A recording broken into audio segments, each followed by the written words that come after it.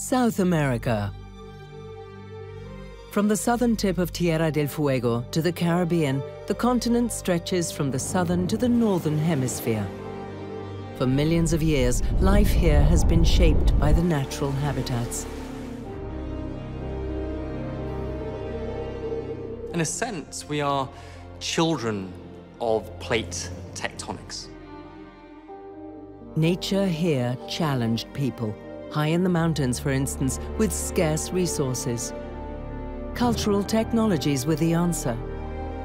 And to this day, they still determine how people live. Necessity is the mother of invention, and civilizations in this part of the world developed incredibly efficient systems of terracing. The winds over the Atlantic influenced the history of the Caribbean and its cuisine.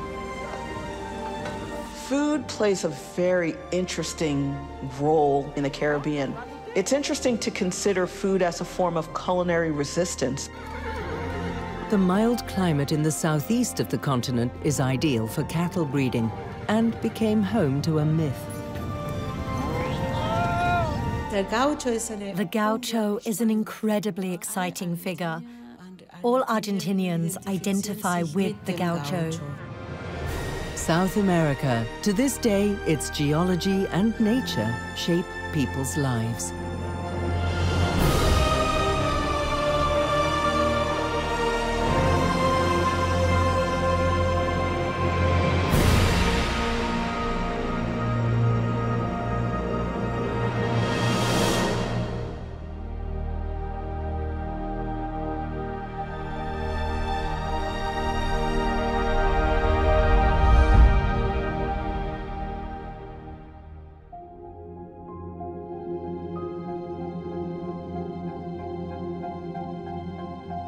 South America, for millions of years, the largest isolated continent that ever existed.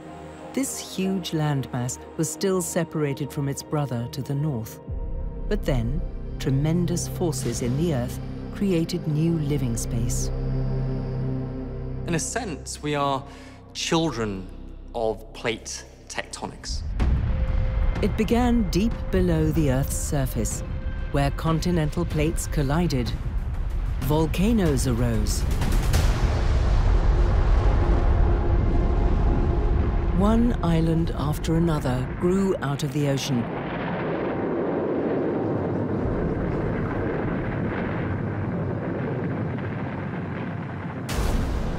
Until the arc of islands became a land bridge.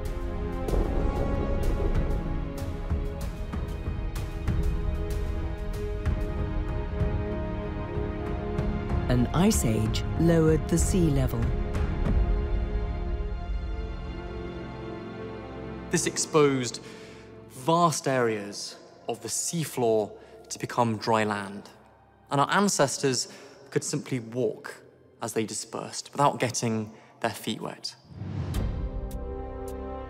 This was the end of isolation, the beginning of migration, exchange, conquest. Dangerous hunters soon dominated the continent. At first, the ancestors of pumas and panthers. And then, about 13,000 years ago, humans arrived. Some along the coast, some possibly from across the sea, but most of them over the land bridge. In just 2,000 years, South America was populated, faster than any other continent.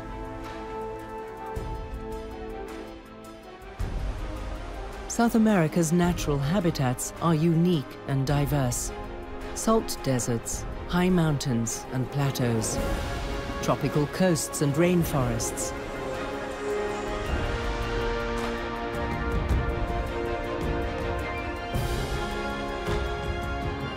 The prevailing conditions of the continent will impact the people who inhabit it.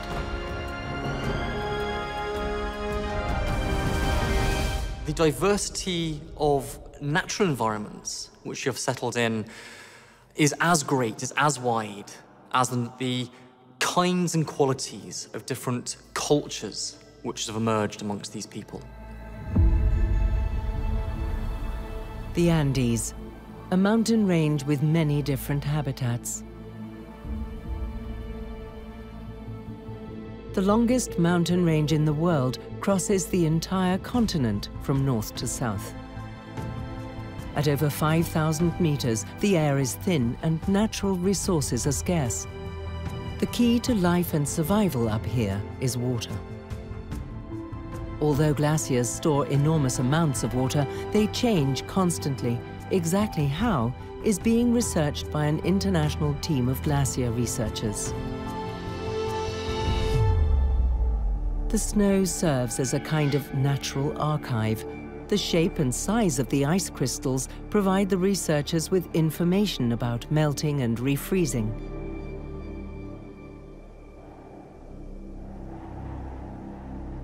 Temperature and electrical conductivity reveal the source and the path the water has taken.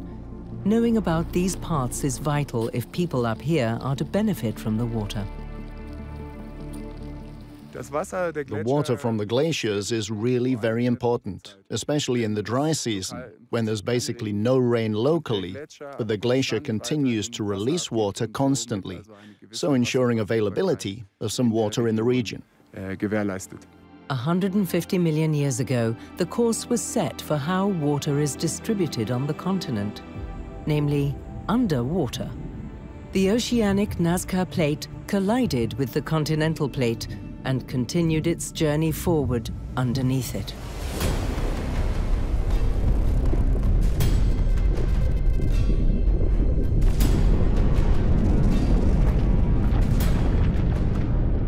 The enormous pressure caused huge rock masses to fold upwards on the surface.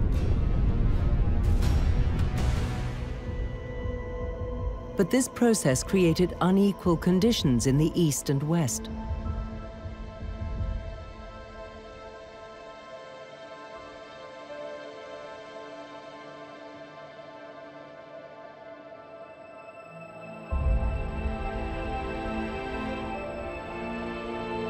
"98% of all rivers in the high Andes run eastwards. They irrigate the rainforests and flow into the Atlantic.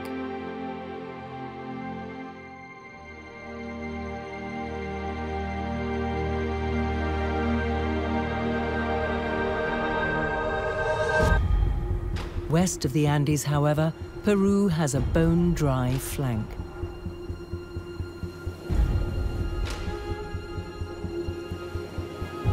A lack of glacier water is one cause, but not the only one. It hardly ever rains, whatever the time of year. This has to do with the fact that the Pacific Ocean is very, very cold there, because cold water from the deep rises to the surface. And that's why there is relatively little moisture. And also why there are these coastal deserts. The cool air masses store too little moisture for rain. People had to be inventive to survive. As early as 2000 BCE, the first settlers were already wresting fertile soil from the natural environment, harvesting maize, pumpkin, and other vegetables. They developed an ingenious irrigation system. Water seeps into spiral wells and is forced back to the surface elsewhere.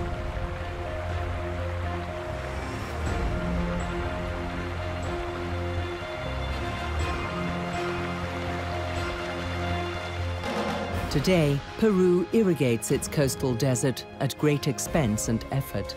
Traditional technology on a modern scale, reservoirs, canals, and tunnels bring in the water. This makes it possible for 10 million people to live in the desert capital, Lima. Where water is as valuable as gold, fountains and water features are a status symbol. Lima consumes around 250 liters per person per day, twice as much as in Germany.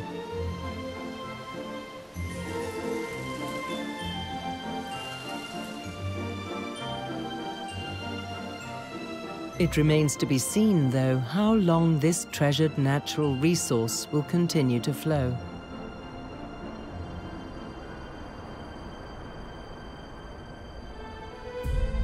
Just beyond the coast, the Andes rise to an altitude of around 5,000 meters.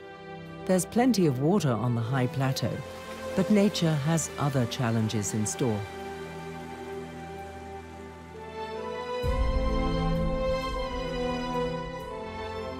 The landscape of Peru is very mountainous. It's a rugged landscape to try to eke out a lifestyle based on farming and agriculture. But again, necessity is the mother of invention. A revolutionary cultivation technique was the solution. The Spaniards later called them simply andenes, terraces. The andenes very likely gave the mountain range its name. The Incas developed an incredibly efficient system of terraced farming. Each of these terraces has its own microclimate. This makes it possible to grow a wide variety of vegetables.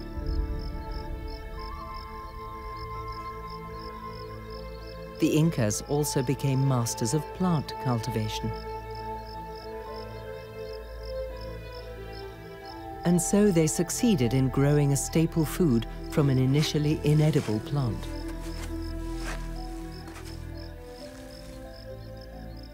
The process of selective breeding wasn't just about optimizing or tuning these plant species to make the maximum amount of human nutrition available to us as farmers.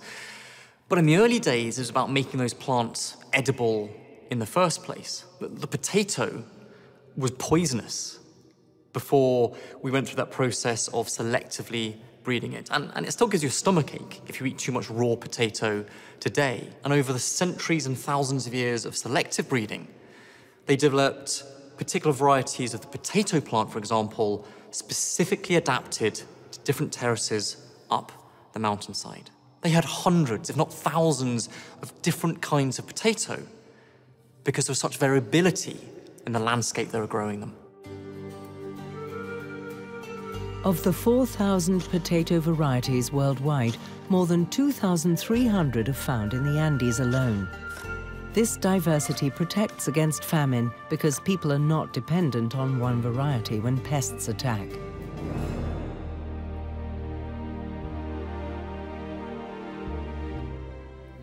Since that time, the potato has been cultivated and consumed, and today this food is still around. After maize, rice, and wheat, our potatoes are the fourth most important food in the world. The potato is a superfood. It has high-quality protein, more vitamin C than an apple, and its starch keeps you full for a long time.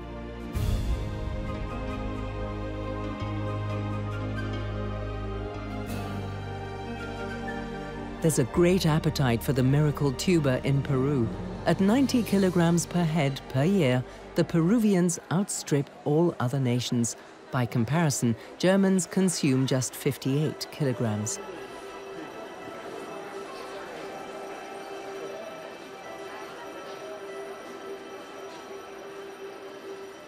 Four-fifths of all food consumed in Peru comes from regional agriculture. The fact that this is still the case also depends on glacier meltwater. Climate change and rising temperatures are causing the glaciers to melt rapidly.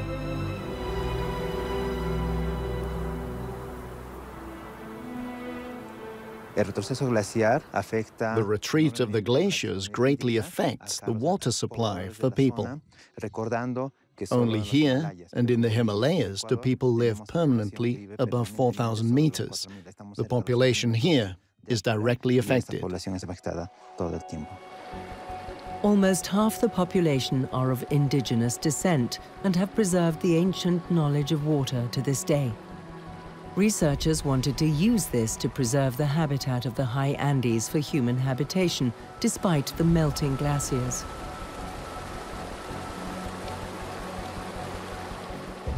For example, projects based on indigenous knowledge are being launched, in which, for instance, the so-called cochas, which are small micro-reservoirs, are being built. Or also amunas, which are old canals that are reactivated or newly built in order to lead the water from one place to another, and at the same time to let it infiltrate and so improve the availability of water locally. The future will tell whether they've succeeded.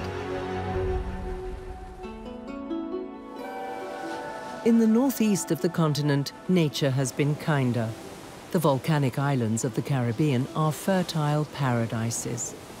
Because volcanic ash contains many minerals, a natural super fertilizer that has turned the islands into a tropical land of plenty, not just in our imagination.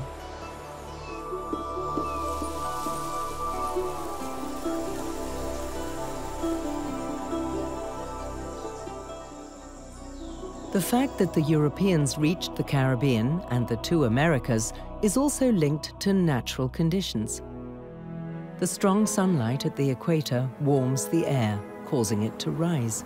The rotation of the Earth also causes the air to move constantly.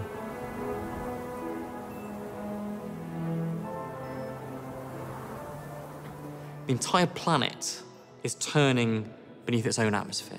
It creates a Coriolis effect. It deflects the winds to one side so that on either side of the equator is a wide band of winds that always blows towards the west. These trade winds billowed the sails of those wanting to sail from east to west. The ideal passage led from Europe over the African west coast to South America. But the strong winds also posed dangers. The western route to South America became a ship graveyard.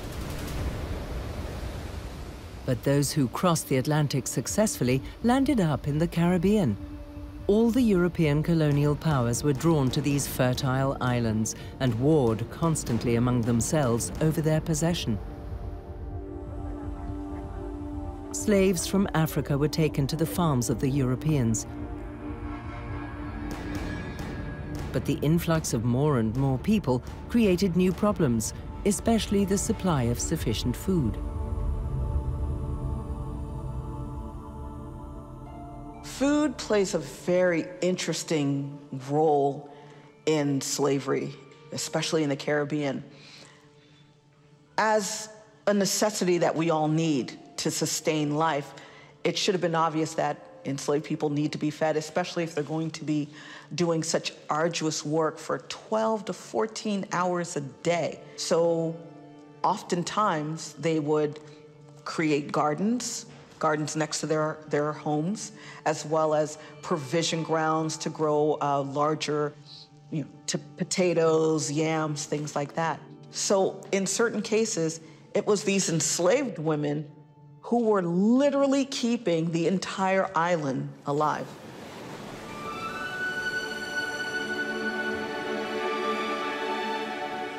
Lush gardens still play a crucial role in providing for the people today.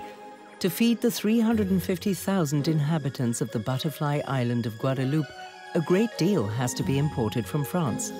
But vegetables and fruit, herbs and spices are produced by the people themselves.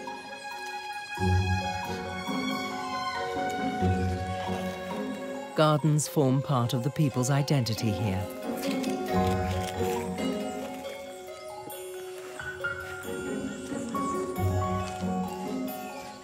Certainly having those gardens, whether the small ones next to the huts or the larger plots, often was that place where they could, exchange a little bit of gossip, conversation, and more importantly, the surplus associated with those garden plots and those gardens, whatever they didn't eat, they would sell in towns to make a little bit of money, but also to connect with friends and family further afield.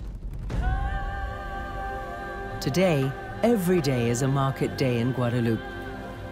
Here, besides vegetables, fruits, and spices, island gossip is exchanged, and the best recipes of their own unique cuisine are offered.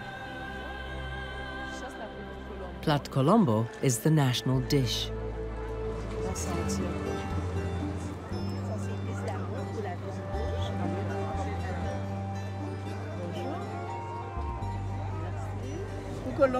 For the Colombo, you should take aubergine, zucchini, carrots.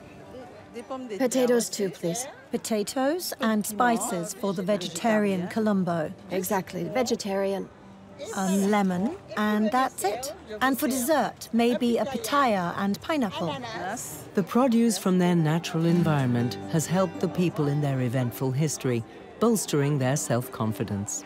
The ingenuity of women, the creativity to combine these things, the savviness and the boldness to go off plantations when they weren't allowed to go and find more meat to add to their dishes, to create something completely different, but still reminiscent to African dishes, is what I call culinary resistance. They found ways to not only survive, but also find culinary satisfaction, food that we still enjoy today. The beginning of Creole cuisine. This mix of French, Indian, African, and local cuisines with an amazing variety of spices is not only meant to be filling, but also to remind people of their roots.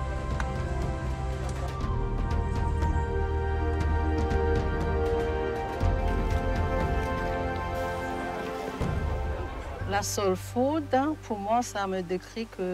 food for me is like going back to the roots. How our ancestors used to eat shows us our African origins. Eating like this means going back to our origins.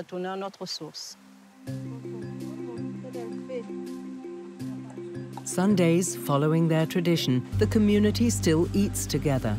Slave women used to have this day off to cultivate their gardens.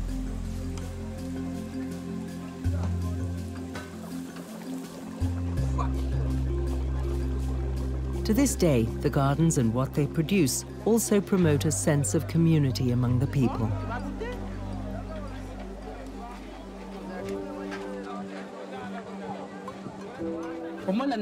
For me, food means community.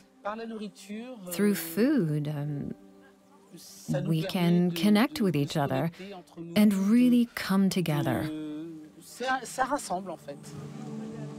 The Plat Colombo is a culinary fusion of nature and history. All the ingredients thrive here on the volcanic island. It's their combination that shows the influences of the many cultures reflected by Guadeloupe's Creole society. Creole has many different definitions. The root of the word is Portuguese, and it basically meant something that was mixed, whether it was in terms of language or culture. So Creole, or how we understand Creole, is often now seen as a form of identity. It's the Creole identity that connects all the Caribbean islands.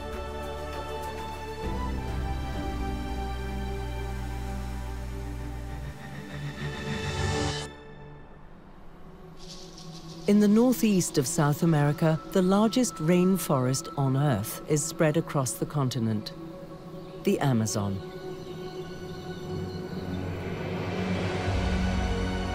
Its inhabitants face very different challenges to those confronting inhabitants of the green paradise that is the Caribbean. This is due to the formation of Amazonia and the history of the climate on the continent. During the cooler and drier periods of the Ice Age, the rainforest shrank.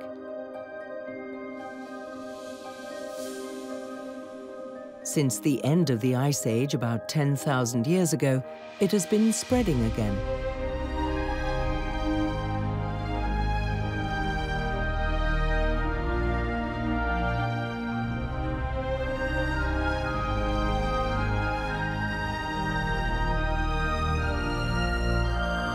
A warm, humid climate, rain, and around 180 million tons of fertile sand every year, blown across the Atlantic from the Sahara, make it the largest tropical rainforest on Earth.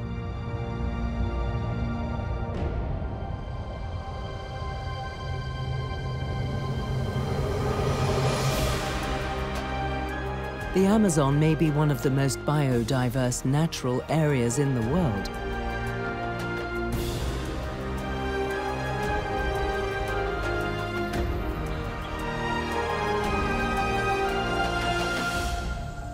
but its soils are not suitable for many crops.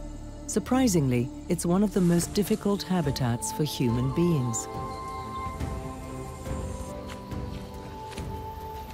Humans are the most widely dispersed animal species on the planet. We are fundamentally a tropical species of ape, and yet we are found today, and we've been found for thousands of years, high in the mountains, in desert landscapes, in the Arctic tundra, in tropical rainforests. We are a phenomenally versatile and adaptive species. Nature is also versatile and adaptive. In the rainforest further southwest, on the Atlantic coast, a tree is found that was to shape Brazil's fate and name, the pau-brasilia. The pau-brasilia attracted Portuguese traders because a dye extracted from it was said to refine expensive fabrics in Europe. More and more Europeans came to the country, and a human drama took its course. The newcomers cleared the forest extensively, using the areas they had freed up to grow sugarcane. The indigenous people were forced to slave in the fields. As tens of thousands died of deprivation and the diseases introduced, slaves were imported from Africa. It is the beginning of one of the darkest chapters in human history. Brazil being of that size, and then having an extremely large enslaved African-based slave labor system, still has an influence today. Over half of the 200 million Brazilians have their roots in Africa. As early as 1551, the first 50 Africans were taken to Salvador de Bahia. Through them, a very special variant of the Christian faith emerged on the continent.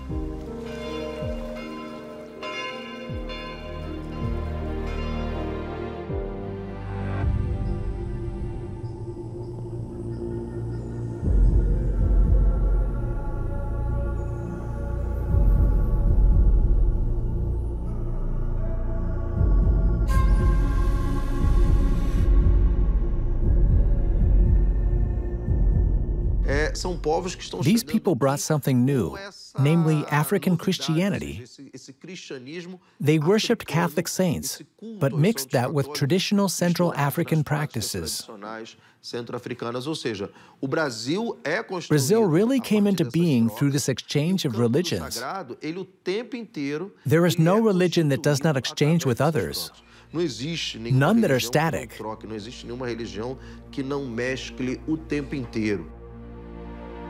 In Brazil, this developed into a monotheistic mixed religion, candomblé.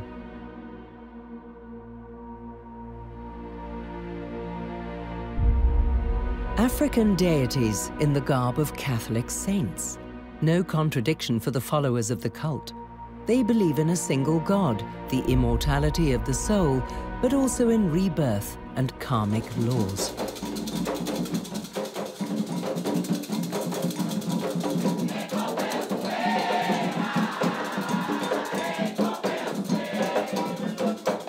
The rituals differ from traditional Christianity. Rhythmic clapping and chanting put the believers in a kind of trance so that they can get in touch with the saints.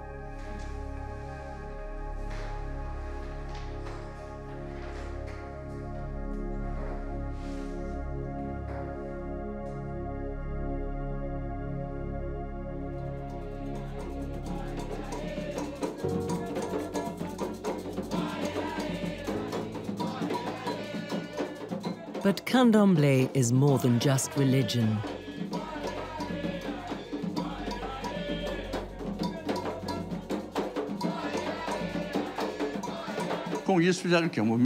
Candomblé is a resistance movement, the struggle of a suffering people, an enslaved people, a people that had no rights and is still fighting today.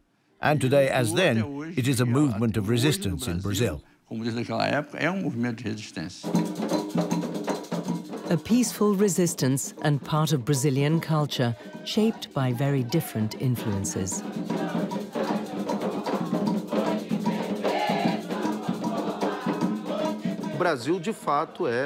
Brazil, the Brazilian people, today in the 21st century, is the result of these numerous cultural influences. You cannot think of Brazil as a people with one religion, nor can Brazil be imagined as a country with the same customs everywhere. We are talking about a country that has continental dimensions, very diverse, with very different cultures in different corners of the country. As diverse as the people who live there, reflecting a history that began in the rainforest.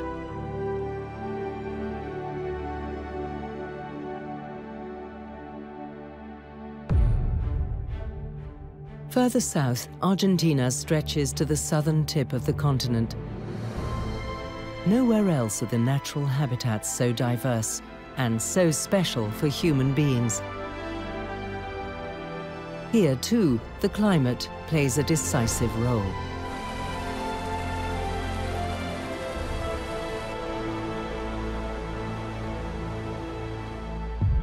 Because of Argentina's extreme north-south span, it has an astonishing range of vegetation zones. In the north, the climate is subtropical. In the northeast, it is tropical. Here, temperatures are high all year round, and there's plenty of rainfall. In the eastern regions of Argentina, such as Greater Buenos Aires and La Pampa, the climate is mild, Mediterranean.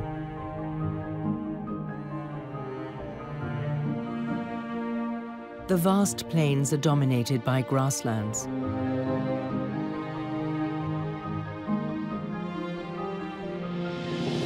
The combination of Mediterranean weather and wide open spaces made Argentina attractive for European immigrants.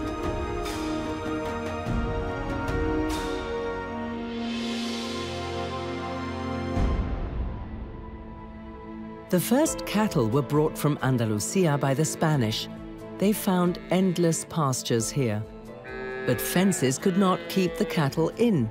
Many escaped and multiplied incredibly quickly. The meat and leather of these cattle were used by gauchos, freedom-loving loners who lived in the vast open plains of the Pampas. With the invention of barbed wire, pastures could finally be effectively fenced.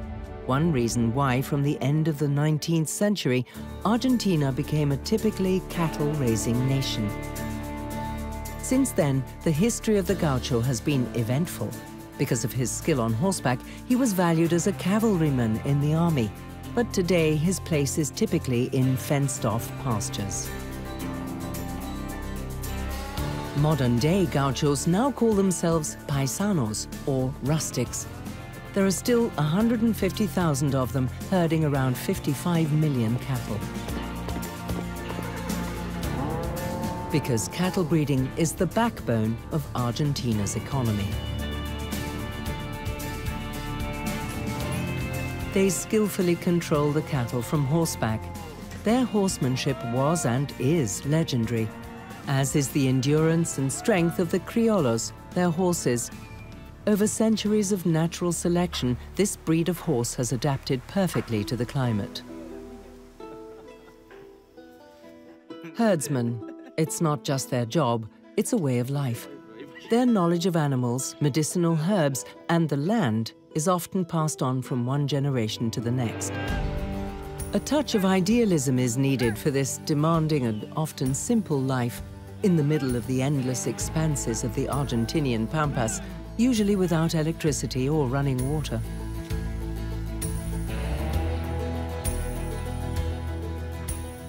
The gaucho no longer exists as a social figure.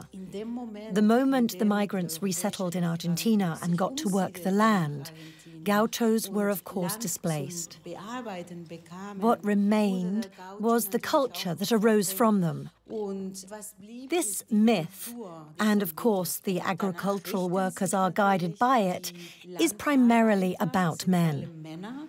The myth also lives on in the typical Argentinian barbecue, or asado. To cook the meat, the gauchos used to take long wooden sticks and place them next to the fire, but not over it. Today, the asado skewers are made of metal. And worldwide, no one consumes more beef than the Argentinians, a huge 49 kilos each per year. In Germany in 2020, the figure was around 10 kilos per person. Argentina is a meat-loving nation, no question. Only the love is not reciprocated because meat is getting more and more expensive. Meat is expensive, but in Argentina, the myth of meat will never die, nor making an asado. This kind of barbecue is one of the most popular rituals for Argentines.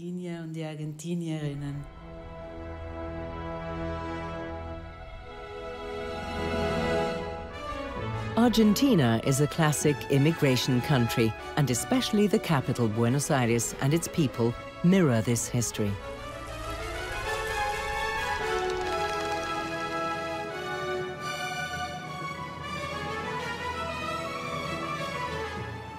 The migratory background of the majority of the Argentinian population is already very, very formative for the culture, because more than 90% of the Argentinian population is not originally from the region. Argentina has very, very strong migration. At the beginning of the 20th century alone, almost 6 million people immigrated. Argentina then had a very specific, targeted recruitment policy. That is, there were certain people in Europe who were responsible for recruiting families and workers for Argentina. In the very first sentence of the Argentine constitution, there is an invitation. People of the world, come to Argentina.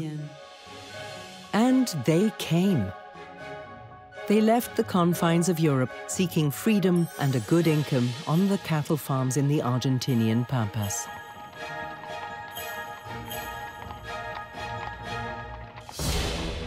But too many never made it beyond the slums of Buenos Aires.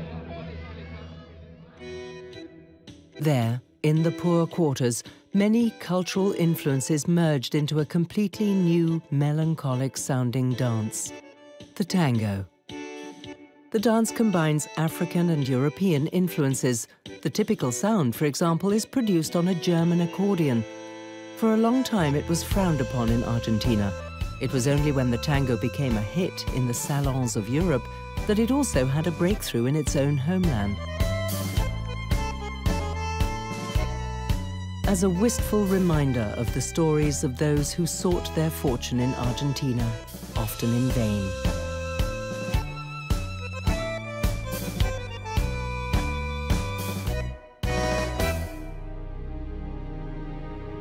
To the west of the continent, there are large salt pans, 10 billion tons of salt, left over from the prehistoric Lake Tauca in the highlands of Bolivia, the remnants of an ancient inland sea.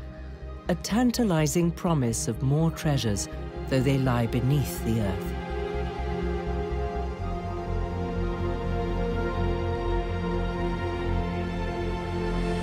South America is a very geologically diverse continent. There's lots of different rock types and therefore the mineral resources and mineral wealth that they offered. Under the earth of South America are significant deposits of many valuable mineral resources. Iron and the steel refiners antimony, tungsten and manganese. The aluminium raw material bauxite. Copper, tin and lead. Saltpeter and lithium. Highly prized for the electronics and batteries that accompany our everyday lives.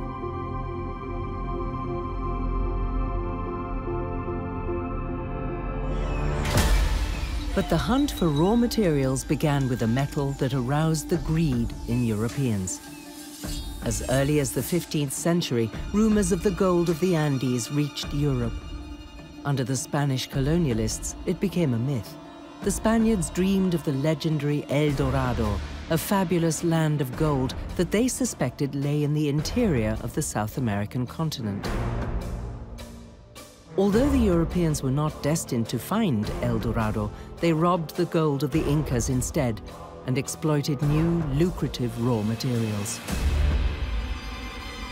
once Europeans came into contact with it, has been a history of exploitation. People coming from outside to take what they found of value in South America for themselves, not using that wealth to develop the nation, and not using that wealth to develop the continent itself. Industrialization in Europe and North America increased this hunger for raw materials, creating new ways of exploiting nature.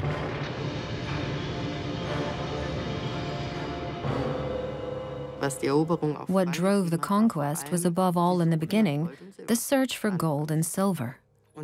And this search also led to the construction of huge mines within the first decades, which are still considered today as the birth of modern mining, and precisely this form of raw material exploitation. The indigenous population was used for the mining, sometimes under inhumane conditions. But most of them had no alternative. The mines destroyed the grazing grounds and dug up the water. They could no longer operate their farms. At least the mines secured a family's income.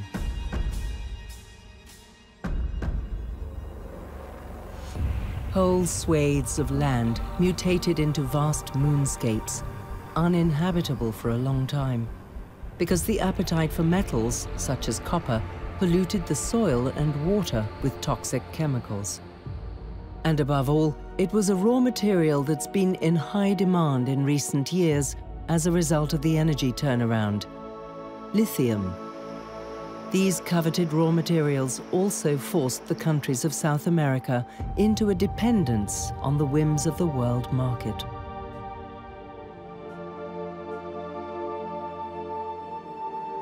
That relationship has been one of exploitation on the whole. Things of value being taken out of South America. And so this has had a powerful influence on the development of the nations in South America across the centuries, and therefore the state that we find these nations in today.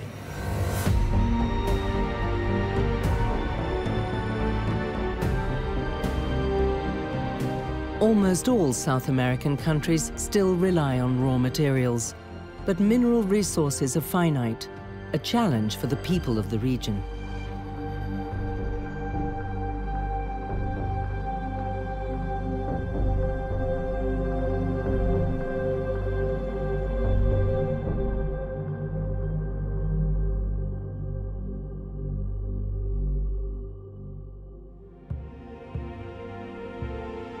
The Atlantic east coast of South America is lined with endless bays, a very favorable condition for shipping.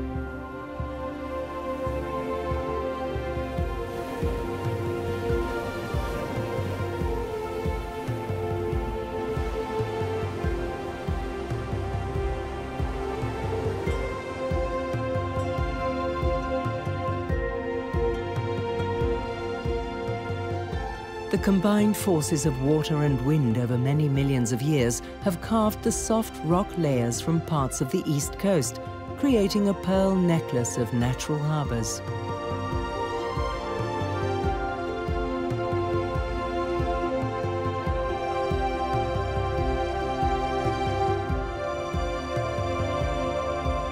One bay in particular became the ideal landing place for the colonial conquerors, and a rock near the coast became the landmark of this port city and today's metropolis of millions.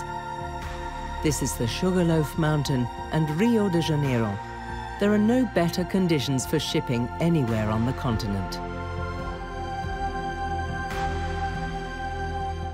Places that offered good natural harbors became powerful ports, which became enormous cities. So Rio de Janeiro, or Bahia to the north, or Montevideo to the south, became hubs of trade back across the Atlantic and grew to be the enormous metropolises that we find today.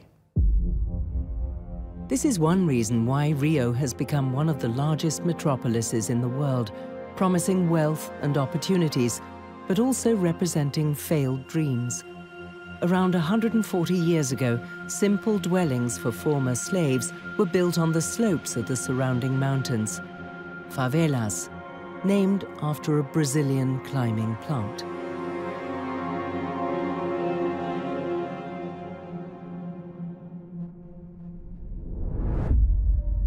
The favela is home to every fifth inhabitant of Rio. Those who live at the top are usually at the bottom of the social hierarchy. But dreams also fly high in the favelas. Sometimes those who look up from below think that there is nothing good up here. But if you take a closer look, they're beautiful stories.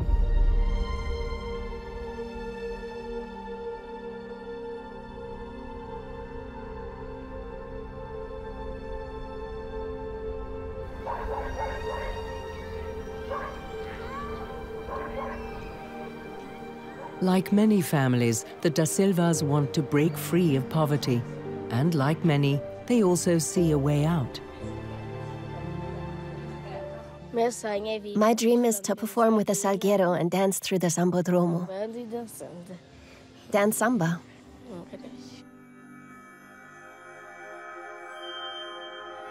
Victoria is training hard for this.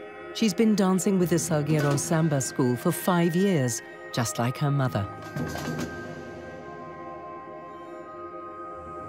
The samba was born about 100 years ago in cities on the east coast like Sao Paulo and Rio de Janeiro. Here, former slaves encountered artists and intellectuals. The search for a Brazilian identity gave rise to a new musical style, samba. Samba goes where the state does not go. That is the reality in Rio de Janeiro. You come to a favela and there are no sports facilities, no activities. We get to these places through culture, where it should actually be the state's job to take care. So it's about much more than just dancing in the samba schools. The role of the samba schools in the favelas is also to provide education. They teach people tailoring and sewing, and that enables people to earn an income. For example, I started sewing very early, and then I also worked in the workshop. That's how you get the children who help in the workshop to a place that offers a future.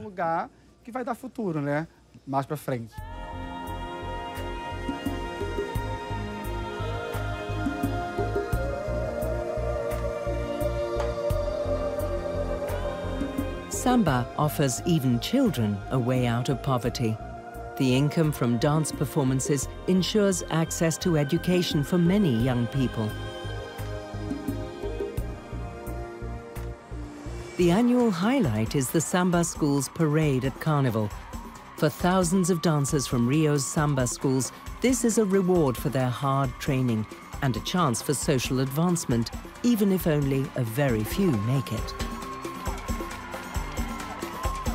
But above all, samba stands for one thing: joie de vivre.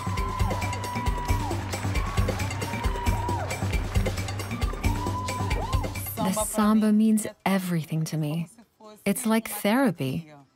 When you're in a bad mood, when you're tired, when you're exhausted, you go to the samba. You dance samba to the music, to the beat of the drum. You forget all your problems. What comes after, but at that moment, everything is good. Samba is life. And for most, the hope, at least, of a better life.